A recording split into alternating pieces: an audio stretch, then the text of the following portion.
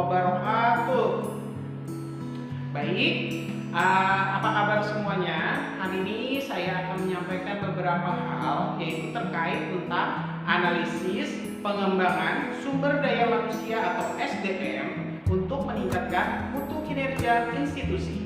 Nah, institusi ini dalam bentuk apa saja? Bisa dalam bentuk lembaga pendidikan, kemudian organisasi, perusahaan, dan sebagainya. Tetapi karena kita berbicara tentang pendidikan, maka kita fokusnya adalah ke lembaga pendidikan. Oke, baik. Yang pertama-tama yang akan saya sampaikan adalah tentang pengertian dari analisis itu sendiri. Apa sih analisis itu? Oke, analisis adalah penyelidikan terhadap suatu peristiwa atau karangan, perbuatan, dan sebagainya untuk mengetahui keadaan yang sebenarnya, sebab musababnya, duduk perkaranya, dan sebagainya. Itu adalah pengertian tentang analisis. Kemudian kita lanjutkan tentang pengembangan. Apa itu artinya pengembangan? Pengembangan adalah proses, cara, perbuatan, mengembangkan. Nah, sedangkan pengembangan sumber daya manusia artinya adalah sebuah usaha atau suatu usaha untuk meningkatkan kinerja dengan menanamkan pengetahuan, merubah sikap, dan meningkatkan keahlian. Nah, itu adalah tentang pengembangan. Kemudian kita lanjutkan tentang mutu kinerja. Apa itu mutu kinerja? Mutu kinerja adalah derajat tingkat dari kualitas sebuah lembaga pendidikan yang diberikan dari para pekerja dan pegawai yang ada di institusi tersebut. Nah, dengan kata lain, apabila mutu institusi baik, bisa dikatakan bahwa mutu kinerja pegawainya juga baik. Oke, baik. Jadi dengan judul tersebut kita bisa menarik sebuah latar belakang di mana dalam mempertahankan persaingan, tentu masing-masing institusi atau lembaga pendidikan mempertahankan kualitas SDM masing-masing. Nah, karena pengembangan SDM adalah dimensi kompetitif yang penting banget bagi institusi.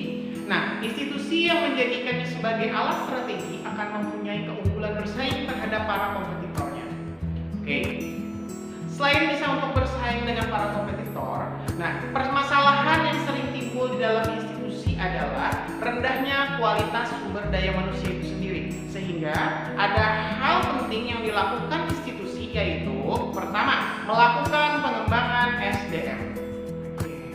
Nah, dengan adanya pengembangan SDM ini, maka karyawan akan didorong belajar berkembang untuk meningkatkan mutu SDM. Nah, seperti apa? Melalui apa? Pertama, bisa melalui pendidikan. Kemudian yang kedua adalah pelatihan. Kemudian yang ketiga adalah pembinaan. Nah, apabila SDM-nya itu baik, maka setiap karyawan akan bekerja secara efektif dan efisien. Pada akhirnya, hal ini akan memperkuat mutu kinerja institusi. Nah, sehingga apabila ditarik rumusan dari masalah yang saya cantumkan adalah bagaimana sih pengembangan sumber daya manusia dalam memperkuat mutu kinerja institusi. Nah, berarti karena rumusan seperti itu, tujuan dari hari ini adalah untuk mengetahui perkembangan sumber daya manusia atau SDM dalam memperkuat mutu kinerja institusi. Gimana sih caranya? Gimana sih kita pengen tahu kan pengembangan SDM itu seperti apa untuk memperkuat mutu kinerja institusi. Nah, manfaat yang kita peroleh adalah pertama, memberikan wawasan mengenai pengembangan. Nah, kemudian yang kedua adalah kita juga mengetahui wawasan pengembangan yang digunakan oleh institusi dalam pengendalian kualitas sumber daya alam itu gunanya untuk memperkuat mutu kinerja.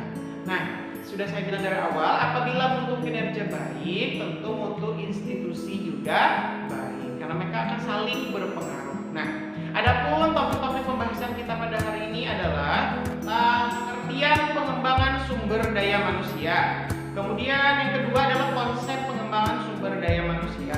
Kemudian yang ketiga adalah metode pengembangan sumber daya manusia. Kemudian yang keempat adalah faktor-faktor yang mempengaruhi pengembangan sumber daya manusia. Baik, kita akan bahas dari yang pertama dulu. Apa sih artinya pengembangan sumber daya manusia itu? Pengembangan sumber daya manusia merupakan suatu proses untuk meningkatkan kualitas pegawai agar menguasai pengetahuan, keterampilan, keahlian, dan wawasan yang sesuai dengan pengembangan ilmu pengetahuan dan teknologi. Nah, menurut Sergio Thomas, nah, Leadership and Excellence Schooling itu adalah judul dari jurnalnya, di mana educational leadership adalah perhaps the most critical difference between the school and most other organization is the human intensity characteristic it work. School are human organization in the sense their product are human and their process require the socializing of humans. Nah, dari pernyataan berikut dia menunjukkan bahwa masalah sumber daya manusia menjadi hal yang sangat dominan dalam proses pendidikan. Nah, hal ini juga berarti bahwa mengelola sumber daya manusia merupakan bidang yang sangat penting dalam melaksanakan proses pendidikan di lembaga pendidikan tinggi. Nah, gak cuma lembaga pendidikan tinggi, lembaga pendidikan apapun, di lembaga pendidikan dari tingkat dasar, menengah, sampai yang atas, sampai perguruan tinggi. Kemudian, selain dari pernyataan dari Thomas Sergio Pani, juga ada pernyataan dari Wherever and Davis menyatakan bahwa sumber daya manusia dalam konteks manajemen adalah people who are ready, willing, and able to contribute to organizational goal. Oleh karena itu, sumber daya manusia dalam suatu organisasi, termasuk organisasi pendidikan, memerlukan pengelolaan dan pengembangan yang baik dalam upaya meningkatkan kinerja mereka agar dapat memberikan sumbangan bagi pencapaian tujuan organisasi. Ada lagi materi yang kedua, yaitu tentang konsep pengembangan sumber daya manusia. Nah, seperti apa sih Human Resource Development ini? Yang pertama adalah pengembangan secara makro. Nah, makro di sini artinya adalah suatu proses peningkatan kualitas atau kemampuan manusia dalam rangka mencapai suatu tujuan pembangunan bangsa. Nah, mikro di sini adalah suatu proses perencanaan pendidikan, pelatihan, dan pengelolaan tenaga atau karyawan untuk mencapai suatu hasil optimal. Nah, peningkatan mutu lembaga dan sumber daya manusia ini dapat dilakukan melalui pendekatan makro maupun mikro, di mana pendekatan makro ini dapat dikembangkan melalui penataan sistem birokrasi, adanya transparansi atau keterbukaan, pemberdayaan SDM, kemudian staf dan karyawan dengan keunggulan kompetitifnya, kemudian optimalisasi jaringan, kemudian profesionalitas administrasi, kemudian profesionalitas dalam manajemen, kemudian penataan mutu input. Nah, selain penataan mutu input juga dalam proses output, kemudian menjalin hubungan sinergis dengan stakeholder, baik berupa pemerintah, swasta, lembaga-lembaga lain, termasuk juga mencari sumber-sumber untuk pembiayaan, di mana untuk memajukan lembaga pendidikan tersebut. Nah, itu untuk pendekatan makro. Sedangkan pendekatan mikro adalah pendekatan mikro ini dapat dilakukan dengan penataan secara internal dalam lembaga pendidikan, yaitu dengan pada level, misalnya nih, level yang pertama kalau misalnya perguruan tinggi itu adalah dari level fakultas, program studi gitu ya, kemudian sampai kepada penataan lembaga penelitian. Nah, lembaga penelitian selain itu ada juga lembaga pengabdian masyarakat, kemudian unit pelaksana teknis, kemudian hubungan kerjasama yang dibangun secara komprehensif. Kemudian yang selanjutnya adalah metode pengembangan sumber daya manusia. Nah, metodenya ada dua. Yang pertama adalah melalui pendidikan, dan yang kedua adalah melalui pelatihan. Nah, yang pertama tentang pendidikan terlebih dahulu atau education.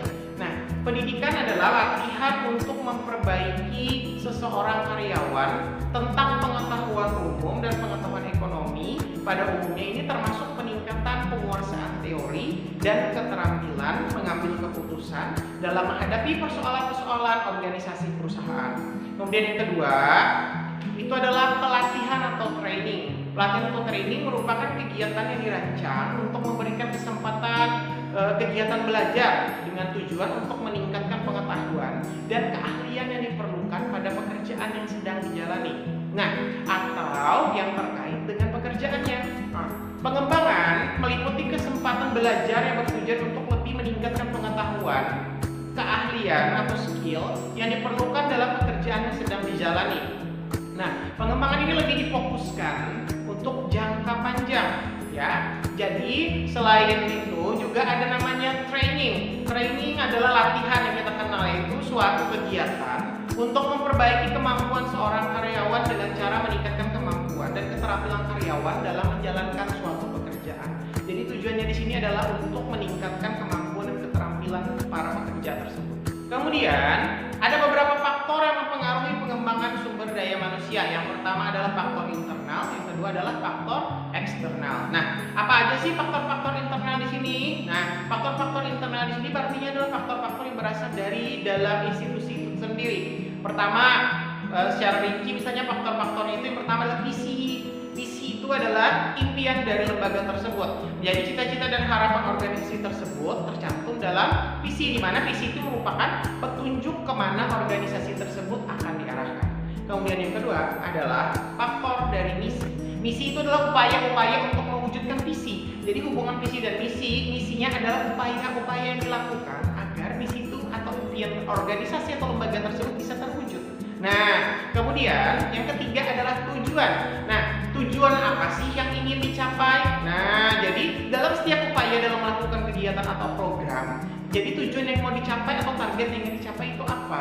Jadi ketika targetnya untuk pelaksanaan kegiatan dan program organisasi, tujuannya adalah untuk meningkatkan kemampuan tenaga sumber daya manusia sehingga para pekerja dan pegawai tersebut memiliki kemampuan dan keterampilan. Jadi semuanya adalah runtut dari visi misi tujuan.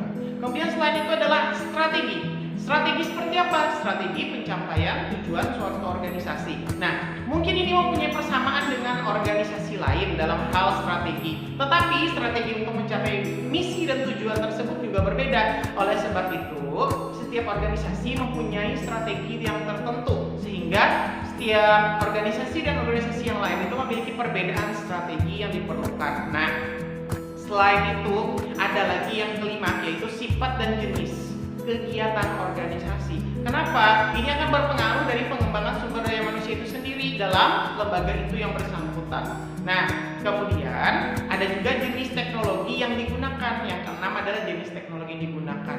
Karena ini perlu diperhitungkan karena dalam program pengembangan sumber daya manusia, perangkat dari teknologi yang digunakan itu akan mempengaruhi misalnya dalam menangani dan mengoperasikan teknologi itu sendiri atau mungkin dengan otomatisasi kegiatan-kegiatan yang semula dilakukan oleh manusia sehingga sekarang otomatis dilakukan oleh bantuan sistem atau mesin.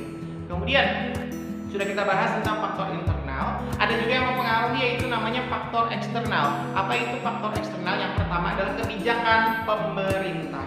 Nah, kebijakan-kebijakan pemerintah baik yang dikeluarkan melalui perundang-undangan, peraturan-peraturan pemerintah, surat-surat keputusan menteri atau pejabat suatu pemerintahan, di mana itu merupakan arahan yang harus diperhitungkan oleh suatu organisasi. Nah, kebijaksanaan yang ditetapkan oleh pemerintah tersebut tentu akan mempengaruhi program-program pengembangan SDM yang ada.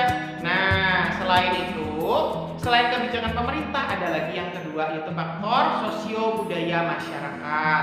Nah, faktor sosio-budaya masyarakat tidak dapat diabaikan suatu organisasi karena hal ini dapat dipahami pertama karena suatu organisasi apapun didirikan untuk kepentingan masyarakat yang mempunyai latar belakang sosio-budaya yang berbeda-beda. Oleh sebab itu, dalam pengembangan sumber daya manusia atau SDM dalam suatu organisasi, faktor sosio-budaya ini perlu dipertimbangkan. Kemudian yang ketiga, pengembangan ilmu pengetahuan dan teknologi. Nah, perkembangan ilmu pengetahuan dan teknologi di luar organisasi ini telah berkembang sangat pesat sekali, di mana sudah barang tentu setiap organisasi yang baik harus mengikuti arus tersebut. Nah, untuk itu maka organisasi harus mampu untuk memilih teknologi yang tepat untuk organisasinya. Nah, untuk itu kemampuan karyawan dari organisasi tersebut harus diadaptasikan dengan kondisi yang terjadi. Oke, sekarang kita lanjutkan. Apa sih? Dari tadi kan saya membahas tentang pengembangan SDM. Jadi, yang dimaksud dengan mutu kinerja itu apa sih? Nah, mutu kinerja adalah kualitas, derajat, tingkat keunggulan dari suatu sistem yang mencakup input, proses, dan output dari institusi itu sendiri. Jadi semuanya adalah menjadi sebuah satu kesatuan yang dinamakan sistem. Nah, mutu kinerja ini meliputi yang pertama kinerja pimpinan, kinerja pegawai, budaya organisasi, kemudian komunikasi organisasi, layanan akademik dan sebagainya. Di mana masing-masing unsur ini akan saling mempengaruhi satu sama lain sehingga antara faktor yang satu dengan faktor yang lain, antara unsur yang satu dengan unsur yang lain itu akan saling mempengaruhi satu sama lain sehingga disebut sebagai satu kesatuan yang utuh. Jadi tidak bisa dipisahkan. Nah, SDM dalam suatu institusi atau lembaga pendidikan, termasuk organisasi pendidikan, ini memerlukan pengelolaan dan pengembangan yang baik dalam upaya memperkuat mutu kinerja agar dapat memberikan sumbangan bagi pencapaian tujuan lembaga tersebut. Nah, dengan demikian, sumber daya manusia pendidikan yang dimaksud meliputi yang pertama adalah tenaga pendidik. Tenaga pendidik itu terdiri dari apa aja? Guru, kemudian dosen, kemudian pelatih, pengajar, pembimbing, penguji, dan sebagainya. Itu adalah tenaga pendidik. Kemudian yang kedua adalah tenaga profesional tentang kependidikan. Nah, dari tenaga fungsional dan profesional kependidikan ini ada penilik, pengawas, peneliti, pengembang di bidang pendidikan, dan pustakawan. Itu termasuk tenaga fungsional kependidikan. Kemudian yang ketiga adalah tenaga teknis kependidikan, yaitu terdiri dari laboran dan teknisi sumber belajar. Kemudian yang keempat adalah tenaga pengelola satuan pendidikan. Nah, ini terdiri dari kepala sekolah, direktur, ketua, rektor, kemudian pimpinan-pimpinan suatu lembaga institusi, kemudian tenaga-tenaga lain yang mengurusi masalah-masalah tentang pengelolaan satuan pendidikan. Kemudian ada juga yang terakhir adalah tenaga lain yang mengurusi masalah-masalah manajerial atau administrasi kependidikan. Nah, kesimpulannya adalah untuk mewujudkan organisasi yang lebih unggul, yang superior, kemudian maka perlu diketahui sumber-sumber unik atau unique research dan nilai keunggulan dari lembaga tersebut atau superior value yang dimiliki oleh lembaga pendidikan untuk melakukan strategi perbandingan, yaitu komparatif strategi, agar diketahui nih di mana posisi lembaga pendidikan tersebut. Kemudian selain itu apa nilai kekurangannya, inferior value-nya yang ada dan dimilikinya, sehingga perlu dilakukan strategi penyatuan. Sehingga keuntungan kooperatif yang dapat dicapai dalam hal ini adalah keunggulan kooperatif dapat ditransformasi menjadi keunggulan kompetitif, sehingga kinerja organisasi unggul dapat diwujudkan pada sebuah lembaga pendidikan. Nah, karena sesuai dengan tema kita hari ini adalah tentang analisis pengembangan sumber daya manusia, maka semua yang saya sampaikan itu akan kita gunakan dan kita pakai untuk melakukan mini research. Nah, di mana mini research yang akan kita lanjutkan nanti adalah kita terbitkan di jurnal kependidikan ataupun manajemen pendidikan. Baik, saya rasa sampai sini dulu akan saya sampaikan tentang analisis pengembangan sumber daya manusia untuk meningkatkan mutu kinerja institusi. Baik, terima kasih banyak atas perhatiannya. Saya cukupkan dulu. Wassalamualaikum warahmatullahi wabarakatuh. Sampai berjumpa lagi.